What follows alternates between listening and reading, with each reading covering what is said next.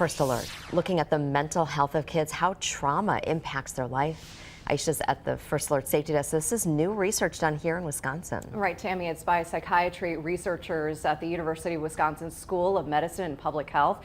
What they found is the type of trauma a person experiences could be more impactful than the amount of trauma they encounter when they're young. In other words, it is not just how much happens to you, but what happens to you that can shape your future. Research assistant professor of psychiatry Justin Russell and his colleagues looked at data from more than 11,000 kids. Those kids participated in what's called the Adolescent Brain Cognitive Development Study. It's the largest long-term investigation into child health here in the U.S.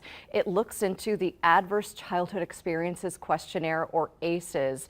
It asks about a child's exposure to several types of harmful events or circumstances, but Russell says it doesn't take into account how a type of trauma might influence a child. So his own research with his colleagues dug deeper. They looked into traumas related to living environment for kids. For example, community violence and poverty, they say, are different than an individual experience of conflict at home, something like parents fighting a lot. What they found is some childhood traumas are related to decreases in mental health problems later in life when they get older. It sounds opposite of what you might expect, but researchers say in some situations, kids are learning to suppress those symptoms.